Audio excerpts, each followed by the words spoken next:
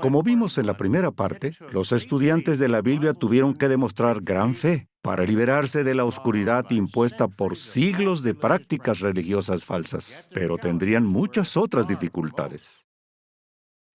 Jesús mandó a sus seguidores que hicieran discípulos de gente de todas las naciones. Así que los estudiantes de la Biblia tenían ante sí una obra inmensa y poco tiempo para llevarla a cabo. Habría muchos adversarios. Su comprensión de las Escrituras seguiría aumentando y su fe sería refinada. Como veremos en esta segunda parte, los estudiantes de la Biblia iban a conocer lo que realmente significaba dejar brillar su luz.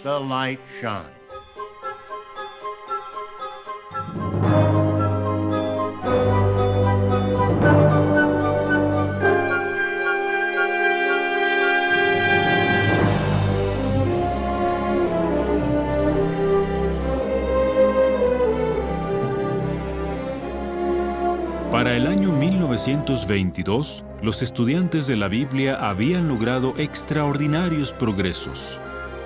Aquel pequeño grupo había hecho pública su determinación de anunciar al Rey y su reino en todos los confines de la tierra.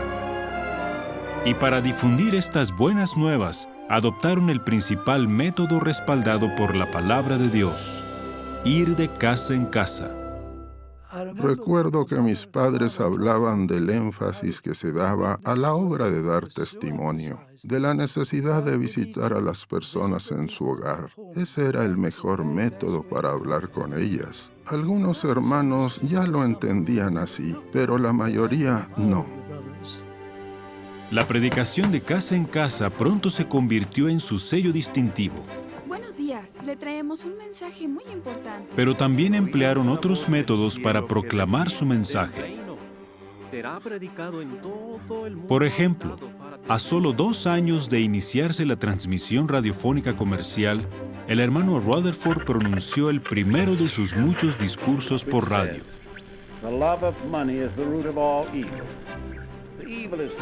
En 1922, los estudiantes de la Biblia comenzaron la construcción de su propia radioemisora, la WBBR, la primera sin fines de lucro de la ciudad de Nueva York.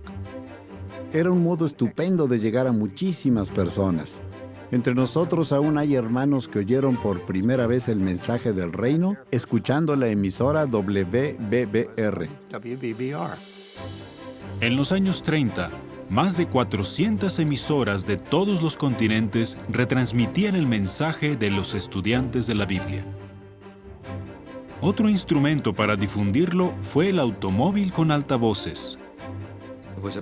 Era una furgoneta equipada con un reproductor alimentado por una batería extra. Normalmente nos estacionábamos fuera del pueblo y poníamos una grabación de música. Y luego, con un micrófono, anunciábamos que íbamos a poner un discurso bíblico sobre tal o cual tema. Oí la verdad por primera vez gracias a un automóvil con altavoces. Un domingo por la tarde, después de comer, mi suegro y yo subimos paseando a una colina y de pronto escuché a alguien que estaba predicando. Entonces vi el vehículo al otro lado del pueblo y recuerdo que pensé, ¡qué buena idea! Podían predicarle a todo el pueblo a la vez. Eso llevó a otro método de difusión, el gramófono portátil. Uno abría la tapa, empujaba el brazo, dejaba caer la aguja y el hermano Rutherford empezaba a hablar. It is often said that religion is a snare and a racket. And why? Religion had its origin with Satan, who employed religion to reproach Jehovah the Almighty God. Bueno, si no te echaban de su puerta, escuchaban un mensaje completo, 4 minutos y medio. Señora, nos encantaría que escuchara esto. En años posteriores se emplearon aún más métodos para proclamar el reino. Carteles y marchas de información. De todos los métodos para proclamar el reino, ese era de mis preferidos. Me encantaba. Te sentías parte de un gran ejército, con muchos delante y detrás de ti. Era fantástico. Siempre me gustó ir en aquellas marchas de información. Sin importar el método que emplearan, aquellos cristianos estaban decididos a declarar el nombre y el propósito de Dios a cuantos fuera posible. Durante 50 años, este grupo de evangelizadores se hizo llamar simplemente estudiantes de la Biblia. Pero al aumentar su conocimiento de las Escrituras, parecía que otro nombre sería más apropiado.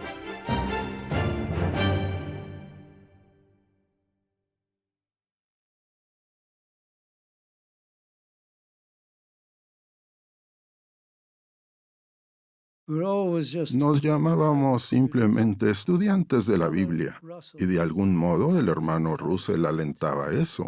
No deseaba que se nos conociera por ningún nombre distintivo, sino solo como estudiantes de la Biblia, y yo respetaba esa opinión.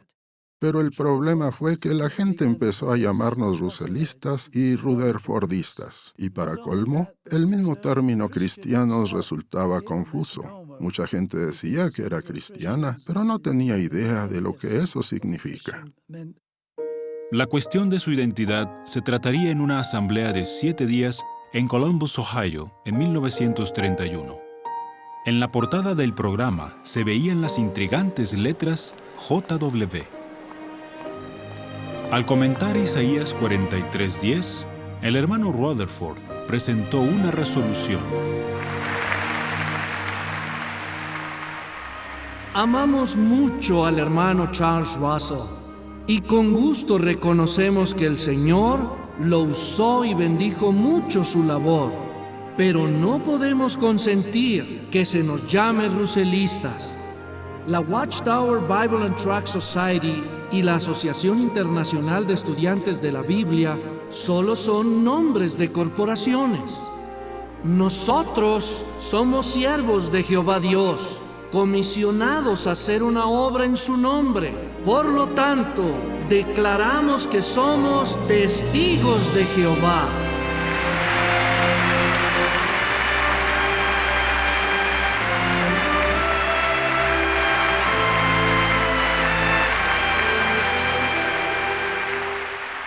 Los primeros números de la Torre del Vigía de Sión muestran que los estudiantes de la Biblia ya conocían el nombre de Dios. Pero su nueva designación recordaría a aquellos cristianos que el conocimiento conlleva la responsabilidad de dar testimonio. Realmente nos identificó, pero fue mucho más que una etiqueta. Uno representa al Dios Altísimo, Jehová. Así que tiene que salir a predicar y procurar que su conducta refleje que uno adora al Dios verdadero. Así, en ese momento pasamos de ser un grupo impreciso de personas unidas por el interés común de estudiar las Escrituras a ser una entidad bíblica de la que sentirnos orgullosos de formar parte. La mayoría de quienes integraban los Testigos de Jehová antes de los años 30 anhelaban ir al cielo. Sin embargo, el fotodrama de la creación también había presentado la enseñanza bíblica de un paraíso terrestre. ¿Cuánta importancia tenía tal enseñanza?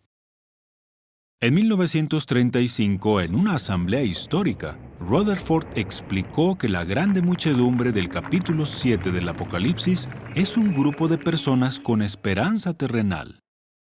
Y comprender este hecho le dio un nuevo impulso a la predicación. Entender que habría una gran muchedumbre de todas las naciones y lenguas impuso una enorme responsabilidad a los hermanos. En vez de tan solo reunir al resto de los ungidos, de repente se vieron ante una labor colosal: llevar el mensaje a otros que se les unirían y los ayudarían a efectuar la obra. Los testigos de Jehová seguirían hallando más formas de dejar brillar su luz.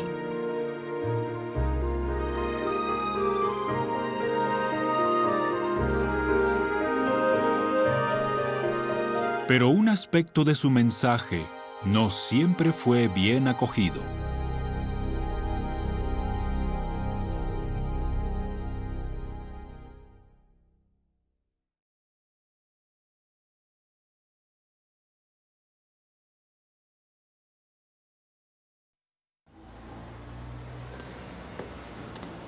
Los testigos de Jehová proclamaban que la solución a los problemas del mundo era el gobierno de Dios. En cambio, las iglesias de la cristiandad continuamente expresaban su apoyo a los gobiernos humanos. Los testigos de Jehová sentían la responsabilidad de hacer saber a la gente qué postura estaban tomando sus líderes religiosos. En 1938, más de 10,000 personas llenaron el Royal Albert Hall de Londres para escuchar un importante discurso de Joseph Rutherford, y millones más oyeron su enérgico mensaje por radio. Con su habitual franqueza, Rutherford hizo esta invitación a sus oyentes: enfréntense a los hechos. El dictador del totalitario gobierno alemán ha hecho una alianza con el Papa. Los hechos indisputables son que la jerarquía católica romana está usando métodos políticos para tener el control del mundo. Rutherford se refirió al papel de la Iglesia Católica en la subida al poder de Adolf Hitler, sus alianzas con regímenes fascistas y sus presiones sobre muchas naciones para convertirse en la religión estatal.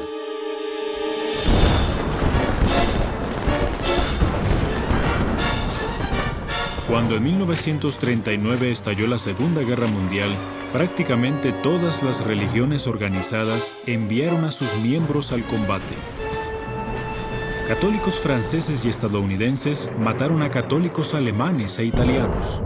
Protestantes británicos y estadounidenses mataron a protestantes alemanes.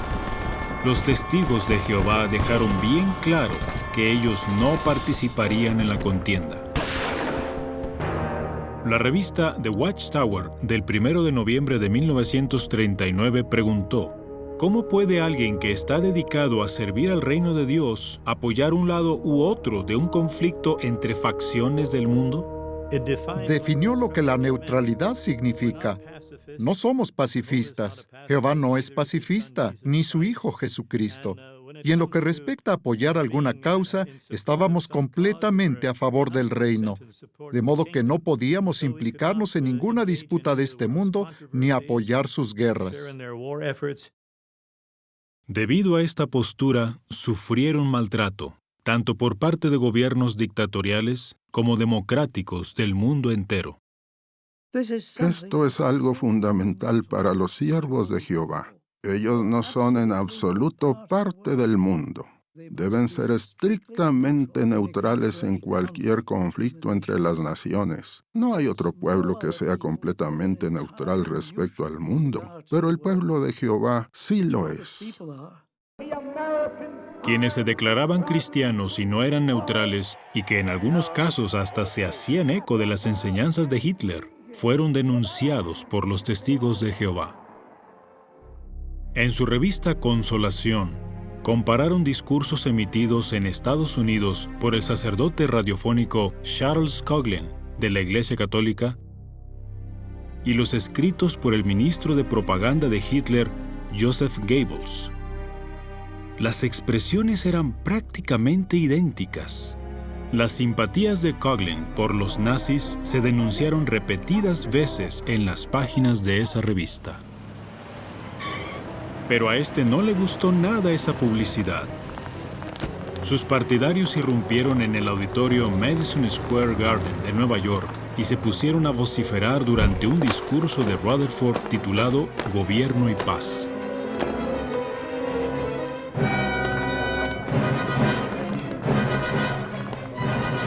Los colonos puritanos que huían de la persecución en Europa llegaron a Nueva Inglaterra con la esperanza de adorar a Dios, libres de obstáculos religiosos o políticos.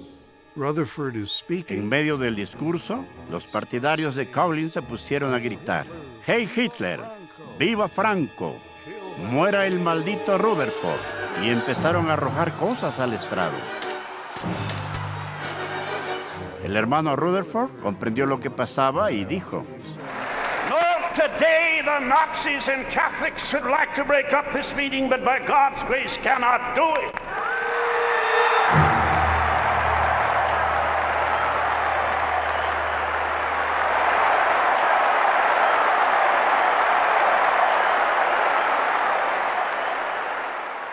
Si Coughlin pretendía desanimar a los testigos de Jehová, fracasó por completo. Los testigos siguieron denunciando la intromisión de la religión en la política sin tomar partido en la Segunda Guerra Mundial. Y pronto proclamarían valientemente una profecía bíblica que señalaba el desenlace de aquella contienda.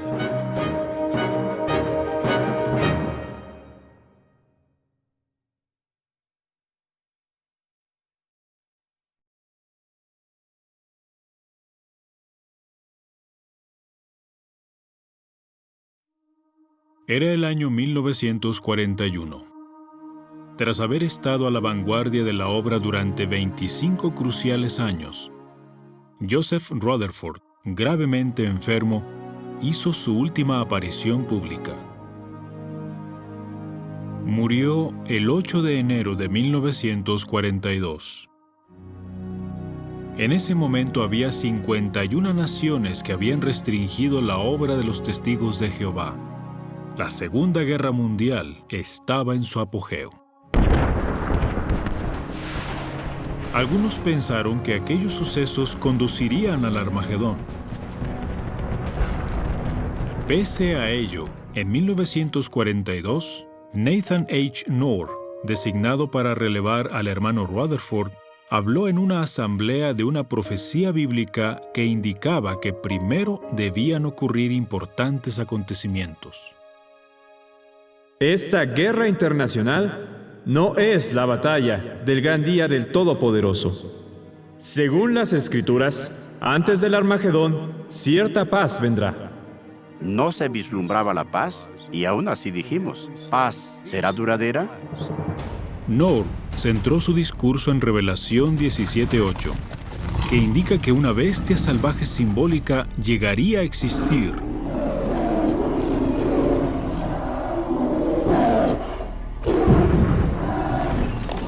Dejaría de existir y entonces volvería a la vida. Knorr entonces dirigió la atención de sus oyentes a la extinta Liga de Naciones.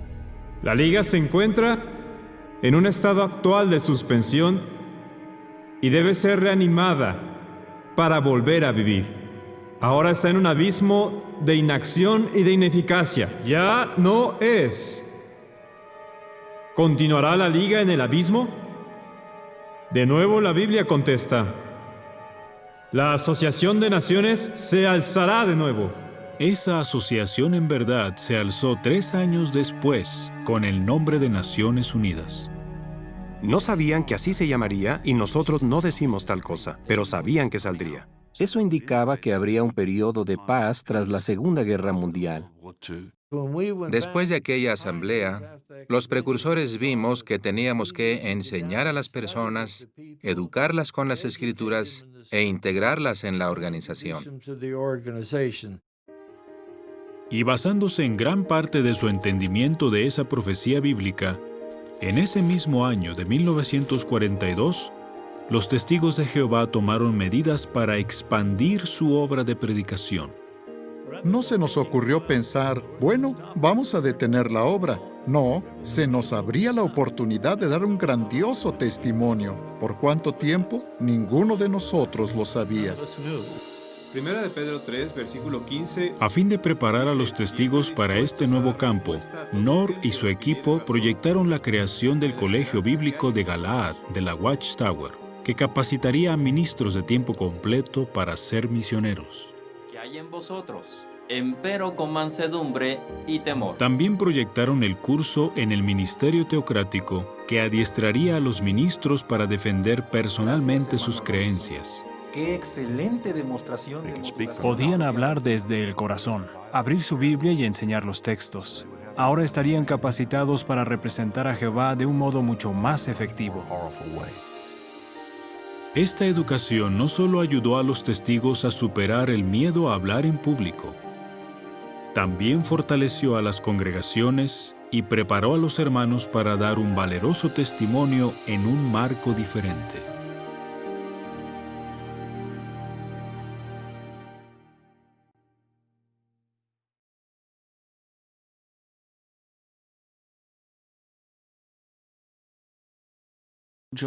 Los testigos de Jehová procuran obedecer en todo sentido al gobierno y las leyes del país, pero creen que lo único en que los gobiernos no pueden entrometerse es en su adoración a Dios. Si el gobierno nos prohíbe predicar el mensaje, no hace falta investigar mucho en la Biblia para ver que los apóstoles recibieron la misma orden, y su clara respuesta fue que obedecían a Dios como gobernante más bien que a los hombres. Jesús había advertido a sus discípulos: los entregarán a los tribunales.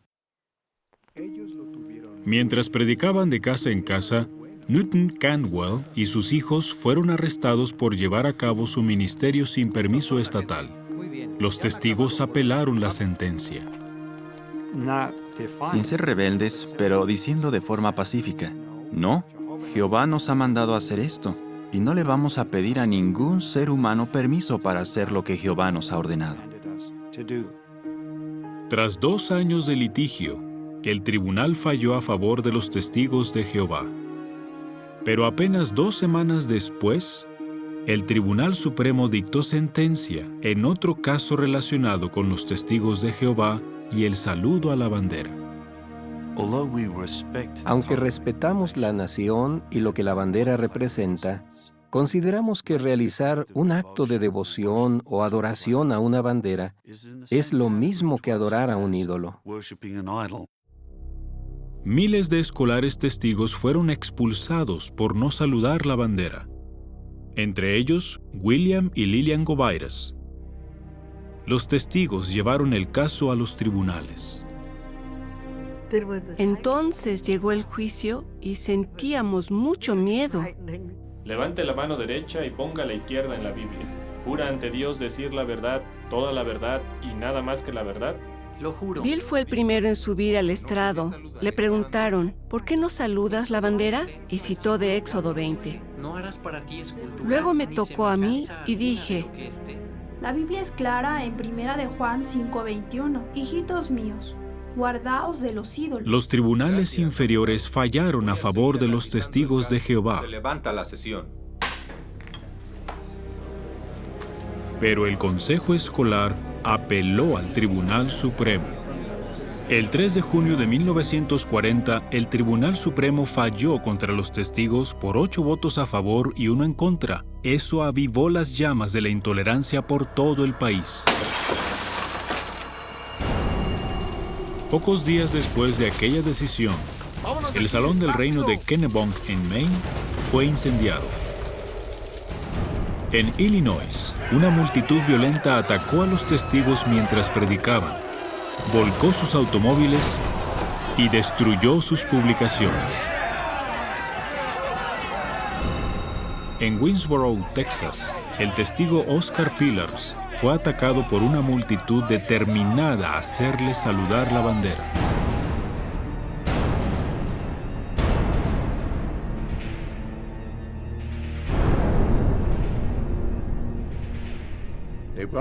Me reanimaron y tenían la bandera y querían que la saludara. Me sostenían la mano de esta manera, pero yo la dejaba caer y, claro, eso los enfureció mucho.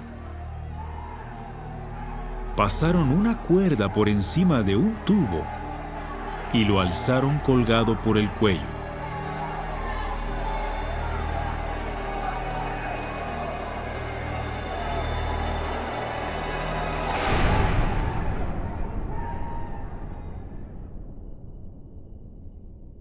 Se despertó en la cárcel, casi muerto. Lo siguiente que recuerdo es que un médico me estaba ayudando a recuperar el conocimiento. Entonces el jefe de policía dijo, y eso me animó muchísimo: este es el tipo más testarudo que he conocido en mi vida. Y así supe que me había mantenido fiel. A algunos los cubrieron de brea y plumas, a otros los echaron del pueblo y a otros los castraron. Y no solo en 1 o 2 comunidades, sino literalmente de Maine a California, de Washington a Georgia. En Opelika, Alabama, la testigo Thelma Jones y luego su esposo Roscoe fueron arrestados y condenados injustamente por vender libros sin licencia. El Tribunal Supremo confirmó la sentencia por 5 votos contra 4. El Tribunal Supremo dictó que el Estado, en este caso la ciudad de Opelika, podía exigir un impuesto y una licencia para tener el supuesto privilegio de hablar con nuestros vecinos. Pero aún en la derrota hubo un rayo de esperanza. Los jueces Douglas, Murphy y Black dijeron que en el caso Jones y el anterior caso Gobairas se había dictado un fallo equivocado. Los testigos aprovecharon la ocasión y presentaron un nuevo caso de saludo a la bandera. Hermano Covington, estamos listos para ir a juicio. La Junta de Educación de West Virginia contra Barnett. En el caso Barnett, el tribunal se retractó y revocó la decisión del caso Gobairas. El tribunal falló que el consejo escolar no podía negar la educación a los hijos de testigos de Jehová que no saludaran la bandera. En solo ese año, 1943, el Tribunal Supremo de Estados Unidos dictó 21 sentencias favorables a los testigos de Jehová. Mientras tanto, los testigos de la provincia canadiense de Quebec eran arrestados continuamente, hasta 2 veces el mismo día. El primer ministro de Quebec, Maurice Duplessis, se empeñó en acallar a los testigos de Jehová. Pero sus maniobras se volvieron contra él. Tras 12 años de litigios, la Corte Suprema de Canadá lo condenó por su acoso a los testigos. Nunca antes en la historia de Canadá se había condenado al primer ministro de una provincia, y el fallo sentó un precedente a favor de las libertades civiles. Las batallas legales no se libraron solo en América del Norte. En Grecia se realizaron unos 20,000 arrestos de testigos de Jehová. En el plazo de 48 años, Minos Kokinakis fue arrestado más de 60 veces por predicar. Pasó años en prisión y en el exilio. Si fuera a llevar la cuenta, ¿cuántas serían? 1, 2, 3, 5, 10. Muchas veces estuve en prisión y en el exilio. Es toda una vida, 50 años. Nos sentenciaban deliberada y premeditadamente. Por fin, en 1993, el Tribunal Europeo de Derechos Humanos decretó que el ciudadano griego tiene derecho a enseñar sus creencias religiosas y declaró que Grecia había violado la libertad de Minos Kokinakis. Hasta la fecha, los testigos de Jehová han conseguido más de 200 sentencias favorables en los más altos tribunales del mundo. El ferviente deseo de los testigos de Jehová es demostrarle a Jehová cuánto lo amamos. Cuando las autoridades tratan de impedir nuestra actividad de evangelización, la defendemos con ese mismo fervor. Sabemos que si confiamos en Jehová, Él nos ayudará a superar cualquier obstáculo. Lo bueno de la persecución, si tiene algo de bueno, es que exige una firme determinación. Jehová es un guerrero poderoso. ¿Quién puede luchar contra él? Sin importar cuánta oposición afrontemos o en qué forma se presente, Jehová nunca defraudará nuestra confianza en Él. Tenemos su apoyo.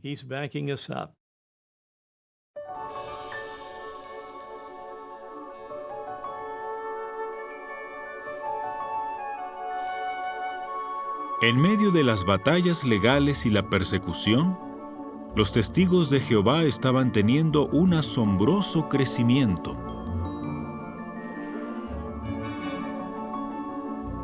La escuela de Galaad estaba dando fruto. En sus primeros 10 años de funcionamiento, se capacitó a más de 2,000 misioneros.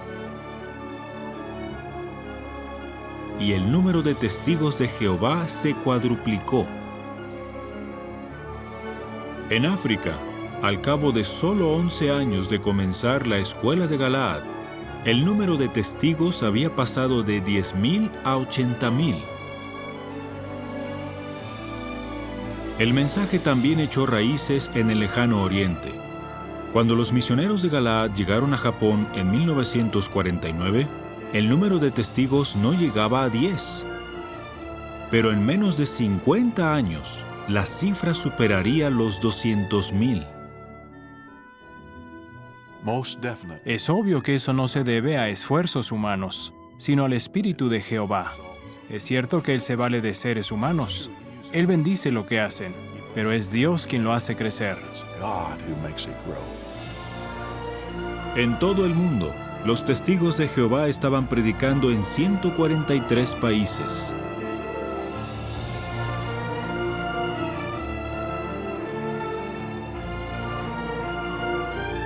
La obra estaba floreciendo en todos los continentes. Los testigos de Jehová crecían, no solo en número, sino también en su comprensión de las verdades bíblicas. Desde los tiempos del hermano Russell, los testigos de Jehová habían usado las traducciones de la Biblia aceptadas en los países en que predicaban. El reino de los cielos es semejante Pero a un había grano de varios mostaza problemas. que tomó un hombre y lo sembró en su campo. Bienaventurados los pobres en espíritu, Un lenguaje porque de anticuado, ellos es el reino de los cielos. Bienaventurados la presencia de textos espurios El Señor dijo a mi Señor, y el hecho de que la mayoría de traductores habían reemplazado el nombre de Dios, Jehová, con títulos como Señor y Dios. Es como leer una carta sobre un amigo muy querido y su nombre no aparece. Habla simplemente del hombre o la persona. Así que vieron la necesidad de contar con una traducción en la que el nombre Jehová estuviera en todo lugar donde aparecía en los escritos originales. En 1946, los testigos de Jehová emprendieron la tarea de traducir la Biblia. Los papiros egipcios, los rollos del Mar Muerto y otros recientes hallazgos arqueológicos hicieron posible restaurar por completo el nombre de Dios en la Biblia. El fruto de años de arduo trabajo comenzó a revelarse en 1950. Por bondad inmerecida de Jehová, tengo el inmenso placer de presentar a la Asamblea Internacional Aumento de la Teocracia de los Testigos de Jehová la traducción del Nuevo Mundo de las Escrituras griegas cristianas.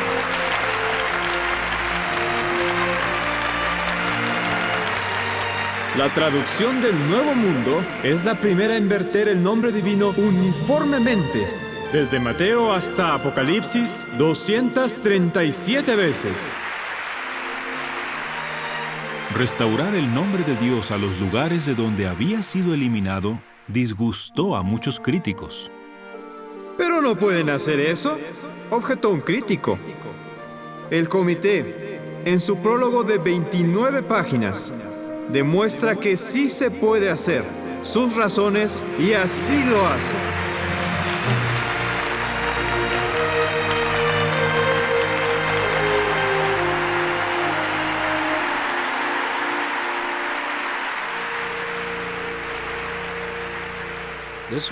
Eran un grupo de hombres ungidos por Espíritu, no inspirados, pero sí influidos por el Espíritu Santo, así como por el amor, el respeto y la reverencia por el autor. Y nos dieron esta traducción.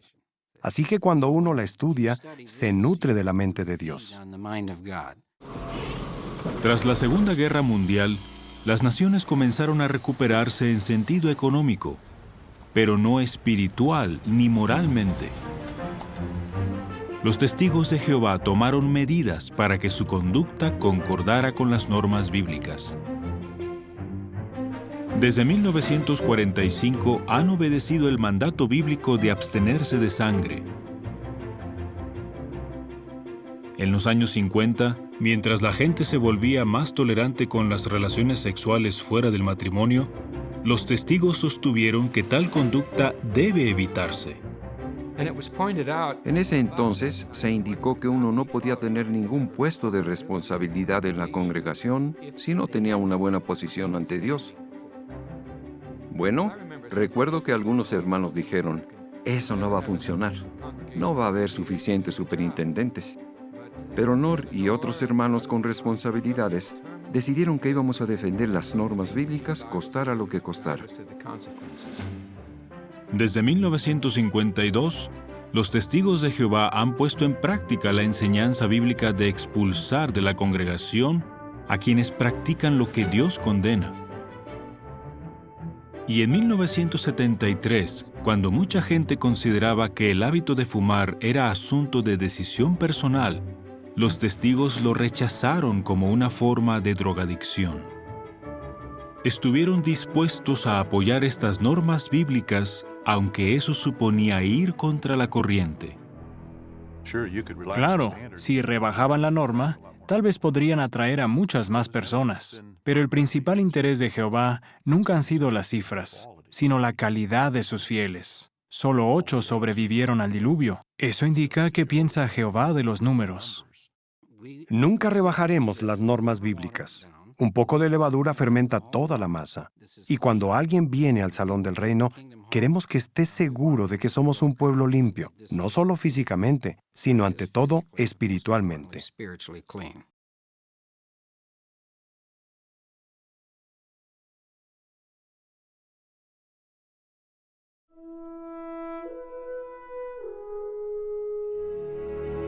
Durante años, los asuntos de organización se dejaron mayormente en manos del presidente de la Watchtower Bible and Tract Society of Pennsylvania. Pero en los años 70 se tomaron medidas concretas para que la organización se ajustara más al modelo bíblico. Si no había un número 1 entre los apóstoles del siglo I, ¿por qué tendría que haberlo hoy? En el modelo del siglo I vemos una organización dirigida colectivamente. Esta dirección colectiva está a cargo de un grupo de hombres que componen el cuerpo gobernante de los testigos de Jehová. Es sabio tener una multitud de consejeros. Cuando todos estamos de acuerdo en algo, quedamos muy convencidos de que esa es la dirección que Jehová señala. Eso no ocurre si uno está solo. Este cambio ha permitido a los testigos de Jehová efectuar su obra con mayor eficacia. Construyen lugares de adoración más rápido que nunca antes.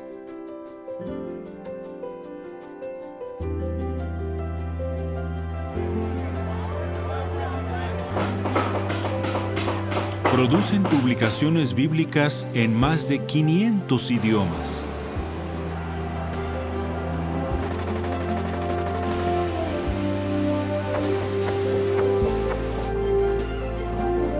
Ya sea de forma impresa o en formato electrónico. Los testigos de Jehová están convencidos de que este sistema de cosas está muy adentrado en sus últimos días. Y el cuerpo gobernante está resuelto a hacer que el conocimiento de Dios llegue a la mayor cantidad posible de personas. Queremos seguir supervisando e impulsando la predicación porque se ha de hacer antes de que llegue el fin. Según Marcos 13:10, en todas las naciones primero tienen que predicarse las buenas nuevas. Necesitamos todo el apoyo que cada testigo pueda dar, saliendo a predicar y enseñar las buenas nuevas del reino, sabiendo que es urgente, pues esta obra no puede esperar. Jesús dijo que podemos confiar más en el cumplimiento de la Biblia que en la salida del sol, y con esa fe podemos hacer la obra con total dedicación. Para los seres humanos sería imposible hacer lo que Jehová ha hecho. Tenemos que darle todo el mérito por lo que se ha logrado. Y también comprendemos que tenemos una obra que finalizar. Mantener a los hermanos concentrados en lo que Jehová desea que hagamos justo ahora, viendo lo cerca que está el fin, ese es nuestro principal objetivo. Y darles todo nuestro apoyo para que sigan demostrando su amor por Jehová al predicar las buenas nuevas por toda la tierra. Esto es lo que veo en la historia moderna de los testigos de Jehová. Personas con hambre de la verdad, humildes y dispuestas a hacer la voluntad de Jehová. Sentían gran amor por Dios y el deseo de ver el nombre de Jehová santificado hasta los confines de la tierra.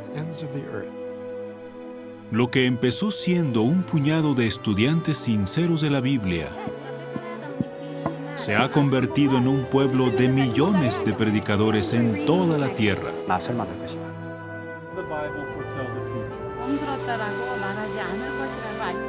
Lo que empezó con poco alcance internacional o diversidad étnica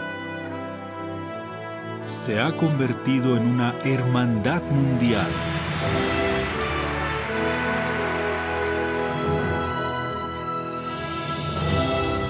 Unida en la adoración del único Dios verdadero, Jehová.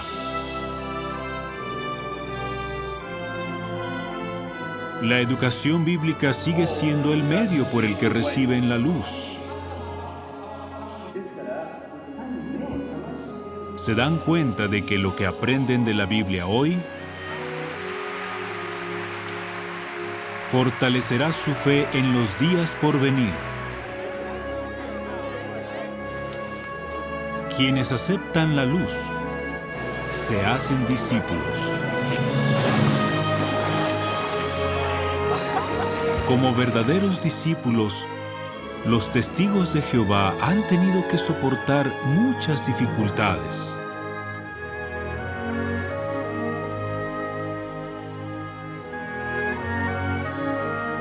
Pero no hay dificultad que pueda apagar su gozo.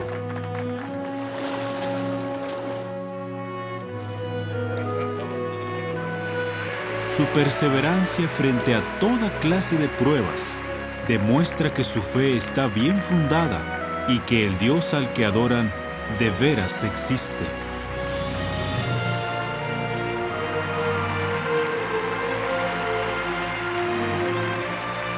Con esa fe viva